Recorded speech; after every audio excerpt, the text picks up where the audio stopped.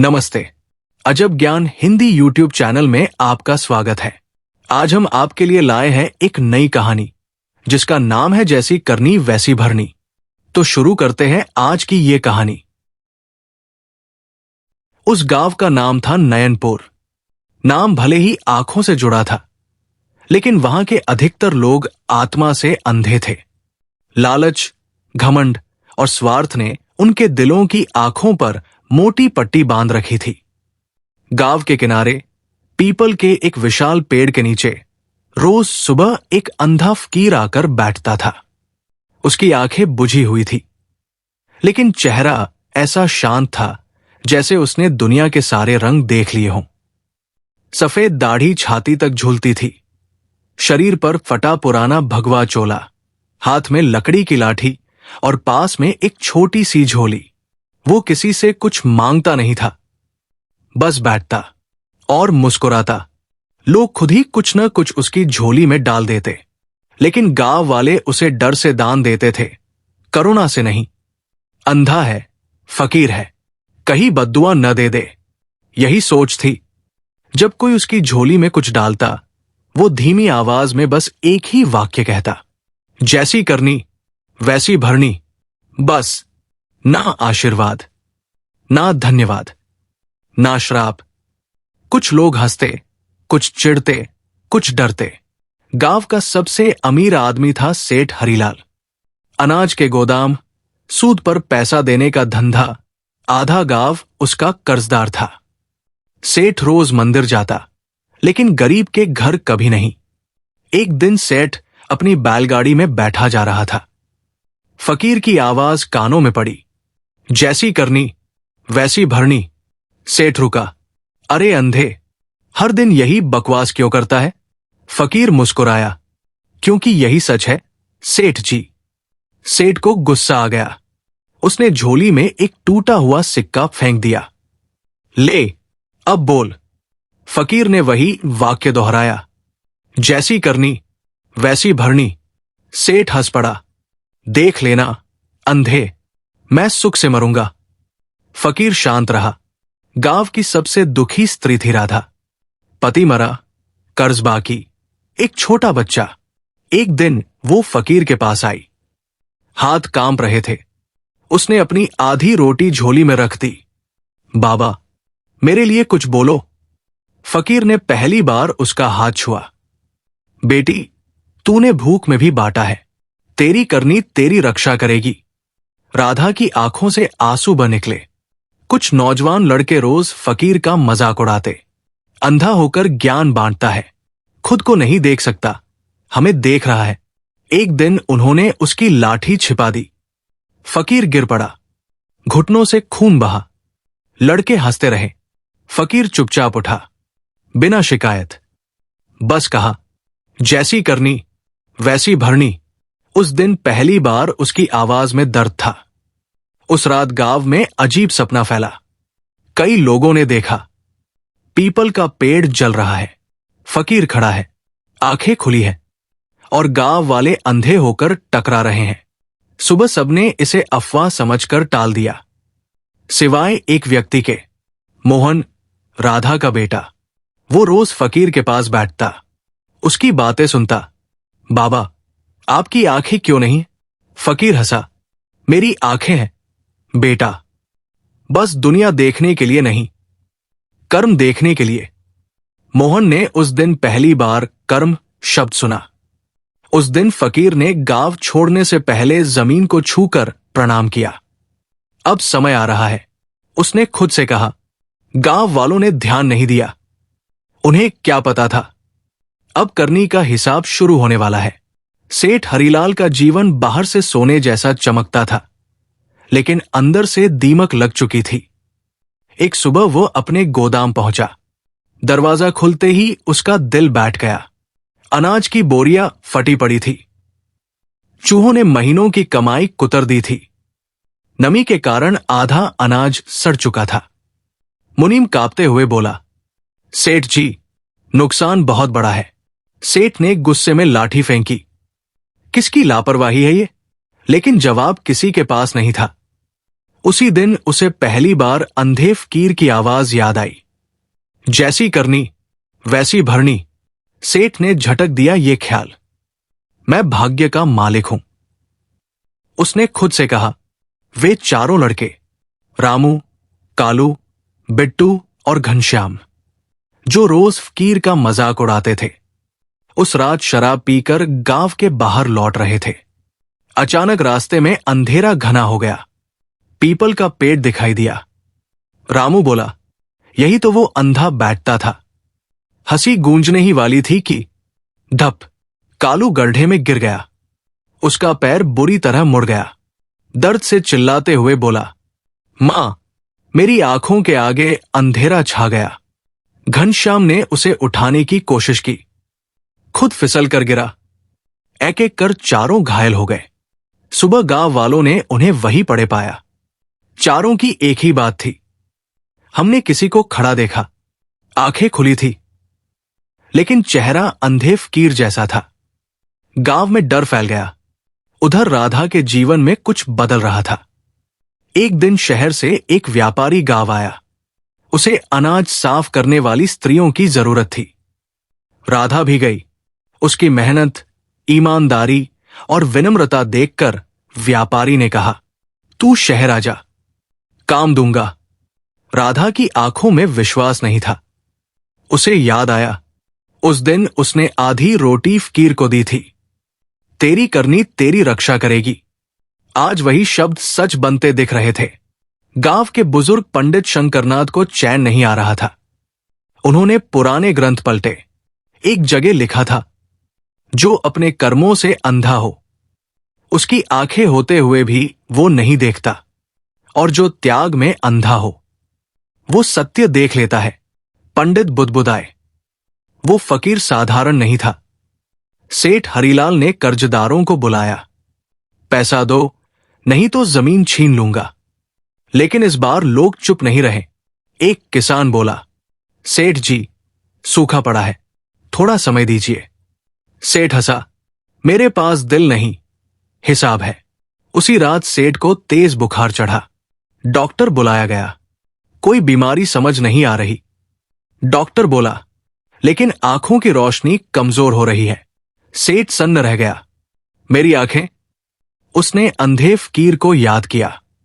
राधा का बेटा मोहन उस रात रोया। उसे सपना आया, वही पीपल का पेड़, वही फकीर, लेकिन इस बार उसकी आंखें खुली थी। बाबा, मोहन बोला। फकीर ने कहा, बेटा, तू याद रखना, दुनिया आंखों से नहीं, न्याय कर्म से चलता है। मोहन नींद से जाग गया। उसकी आंखें चमक रही थी। बुखार उतर गया था, लेकिन सेठ हरिलाल की आंखों की रोशनी हर दिन कम होती जा रही थी। सुबह सूरज दिखता था, दोपहर धुंधला, शाम तक सब छाया सा। डॉक्टरों ने हाथ खड़े कर दिए। ये बीमारी शरीर की नहीं, मन की है। एक बूढ़े वैद्य ने कहा। सेठ चिल्लाया, पैसा लो, जितना चाहो। वैद्य ने सिर हिलाया, यहां पैसा नहीं, पश्चाताप काम आता है। पहली बार सेठ को डर लगा। सेठ ने आदेश दिया, मुझे उसी पीपल के पेड़ के पास ले चलो जहां वो अंधा बैठता था। लाठी के सहारे वो वहां पहुंचा। जमीन सूनी थी, पेड़ खड़ा था, लेकिन उसकी छाया भी भारी लग रही थी। सेठ घुटनों के बल बैठ गया। अगर तू सच में कुछ था तो मुझे माफ कर दे। हवा चली, पत्ते सरसराए, और उसी सरसराहट में सेठ को वही आवाज सुनाई दी, जैसी करनी वैसी भरनी। सेठ जोर से रो पड़ा। चारों लड़के अब पहले जैसे नहीं रहे थे। रामू लंगड़ा कर चलता। कालू की आंखों की रोशनी कमजोर हो गई थी। बिट्टू को रात में अजीब आकृतियां दिखती। घनश्याम बोलना कम, डरना ज्यादा सीख गया था। वे आपस में कहते, हमने हंसी उड़ाई थी, लेकिन उसने बद्दुआ नहीं दी। फिर ये सब क्यों हो रहा है? कोई जवाब नहीं था। एक दिन गांव में एक बूढ़ा यात्री आया। उसने पीपल के पेड़ को देखा और ठहर गया। वो यहां बैठता था, है ना? उसने पूछा। लोग चौंक गए। आप जानते थे उसे? यात्री की आंखें नम हो गई। बहुत पहले वो विद्वान सोमदेव था। गांव सन्न रह गया। यात्री ने कहानी शुरू की। सोमदेव कभी एक महान न्यायाधीश था, ईमानदार, विद्वान, तेज दृष्टि वाला, लेकिन उसे अपने ज्ञान पर अहंकार था। एक बार उसके सामने एक गरीब निर्दोष व्यक्ति लाया गया। अमीर अपराधी ने सोना चढ़ाया, गरीब ने सच। सोमदेव ने सोना चुना। निर्दोष को सजा हुई। उसी रात सोमदेव की आंखों में आग सी जलन हुई। सुबह तक वो अंधा हो चुका था। डॉक्टर, वैद्य, तांत्रिक, सब बेकार। तब उसे समझ आया, मैंने सच देखते हुए भी अंधापन चुना। उसने सब त्याग दिया, घर, पद, नाम, और एक प्रण लिया। अब मैं लोगों को कर्म का दर्पण बनकर दिखाऊंगा। न आशीर्वाद दूंगा, न श्राप, सिर्फ सच बोलूंगा। लोग चुप थे। अब सब समझ आ रहा था। वो अंधा नहीं था, वो जगाने आया था। मोहन ने ये सब सुना। उसके भीतर कुछ स्थिर हो गया। वो राधा से बोला, मां, मैं पढ़ना चाहता हूं। ऐसा पढ़ना कि कभी सच के साथ अन्याय न करूं। राधा ने उसे गले लगा लिया। उसकी आंखों में गर्व था। सेठ हरिलाल की रोशनी लगभग चली गई थी। उसे मोहन के पिता की याद आई। वो भी कर्ज के बोझ से मरा था। सेठ ने अपने मुनीम को बुलाया। सभी गरीबों का कर्ज माफ कर दो, उसने कांपती आवाज में कहा, और जो लिया है लौटा दो। लोग हैरान थे, लेकिन ये देर से आया पश्चाताप था। सेठ हरिलाल अब पूरी तरह अंधा हो चुका था। वो वही व्यक्ति था जो कभी दूसरों की मजबूरी देखकर मुस्कुराता था, आज खुद अपनी लाठी से रास्ता टटोल रहा था। उसके विशाल हवेली के दरवाजे खुले थे, लेकिन भीतर सन्नाटा था। न धन का शोर, न लोगों की भीड़, सब कुछ होते हुए भी शून्य। सेठ ने अपने मुनीम से कहा, मुझे गांव के चौक तक ले चलो। मुनीम ने डरते हुए पूछा, सेठ जी, क्यों? सेठ बोला, जहां मेरा घमंड पैदा हुआ था, वहीं मेरा अंत भी होना चाहिए। पूरा गांव इकट्ठा हो गया। लोग वही थे, कर्जदार, मजदूर, विधवाएं, किसान। सेठ लाठी टेकता हुआ खड़ा हुआ। मैंने तुम्हारी मजबूरी को अपना हथियार बनाया। उसकी आवाज कांप रही थी। मैंने न्याय को खरीदा और इंसानियत बेची। लोग स्तब्ध थे। सेठ ने झुककर जमीन छुई। आज मैं सबके सामने स्वीकार करता हूं, मैं दोषी हूं। एक बूढ़ी औरत आगे आई, वही जिसकी जमीन सेठ ने छीनी थी। उसने कहा, अब यह स्वीकारोक्ति तुम्हें बचा लेगी? सेठ चुप रहा। अचानक हवा तेज चली। पीपल के पत्ते जोर से हिलने लगे। लोगों को लगा जैसे कोई अदृश्य उपस्थिति वहां है। और फिर वही जानी पहचानी आवाज, जैसी करनी वैसी भरनी। लोग कांप उठे। सेठ ने हाथ जोड़ दिए। मुझे माफ कर दो, उसने रोते हुए कहा।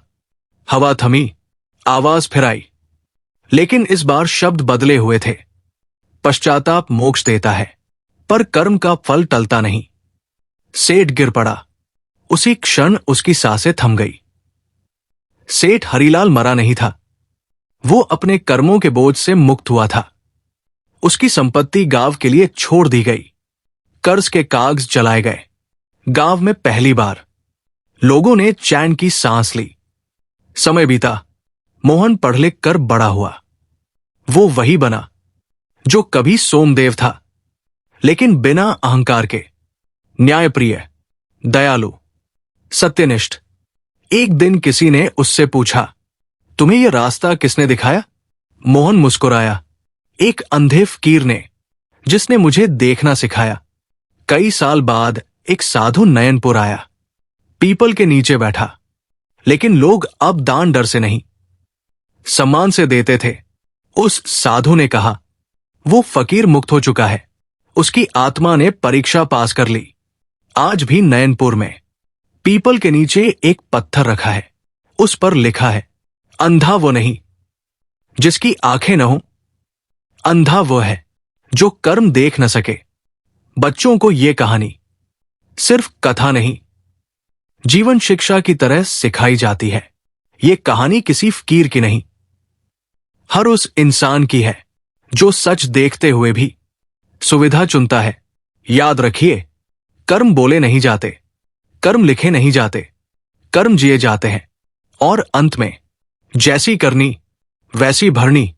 उम्मीद करते हैं कि आपको हमारी ये कहानी अच्छी लगी होगी, और इस तरह की और भी कहानियां सुनने के लिए हमारे इस चैनल को सब्सक्राइब कर लें और अपने दोस्तों मित्रों को भी शेयर कर दें।